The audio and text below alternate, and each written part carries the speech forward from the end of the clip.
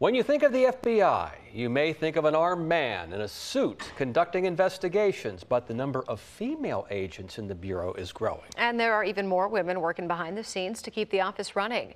10 on your side's Amy Avery joins us now with the FBI's mission to recruit more women to join. Amy? Yeah, Tom and Lena, the FBI was founded in 1908, but women weren't allowed to become special agents until 1972. The women I spoke with at FBI Norfolk say they bring a different perspective, whether it's to calls, investigations, or even gathering information behind the scenes.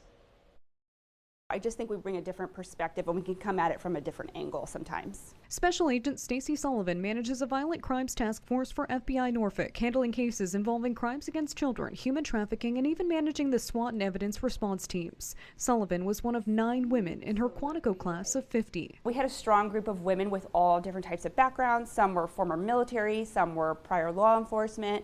We had a stay-at-home mom that came back for another career. Training the same way, being held to the same standards, and sometimes even bringing that element of surprise. So that when you go to someone's house, they're not always guarded because the FBI is at their door, right? They see like a woman and a man there, the guard might be a little bit down versus 2 men coming to the door. Emily Lincoln works as an intelligence analyst, fielding complaints that come in from the public. We get complaints like for healthcare fraud. We may get a complaint from a hospital or from someone that works at a doctor's office, and then we look further into that. Lincoln worked a case involving 71-year-old Javid Perwaiz, a Chesapeake doctor convicted on 52 counts of healthcare fraud, performing surgeries and procedures that were not medically necessary for his patients. Because we are a federal agency, Medicare falls under our purview.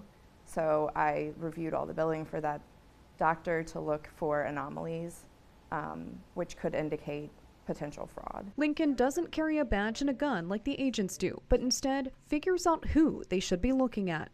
I get down into the weeds. I identify who the criminals are or who the potential criminals are, and then they go out and do the arrests, the searches. Women actually make up the majority when it comes to intelligence analysts in the Bureau, coming in at 58.9%. This compares to the only 23.5% of women who are special agents. Administrative Officer Sonia Triggs-Wharton supervises staff who aren't investigative but support the mission overall. If you want to feel like you're a part of something bigger than yourself, then just apply.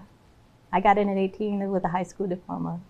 It's possible for anyone. Triggs-Wharton says when she started in 1990, it was rare to see women in leadership roles. Now, 58.4% of the FBI's professional staff are women. Statistically, we're getting better, but I can see more representation now. There are a lot more people who look like me. She says not only do women provide diversity in thinking, they're also more detail-oriented, filling positions in the Bureau in finance, communications, and even in human resources, like Alicia Boone. And just to walk by someone that looks like you, that's the same gender as you, and just is empowered. I think it's only a win for us. We have to look like the population we serve. Last year, 38% of special agent applicants were women, and the most recent January 2024 class in Quantico was 47% female. FBI Norfolk is also the only office in the Bureau with 2 female SWAT team members, making strides but still leaving hope for that number to grow in the future. Hopefully by the time I retire in another 18 years, the numbers will be pretty even.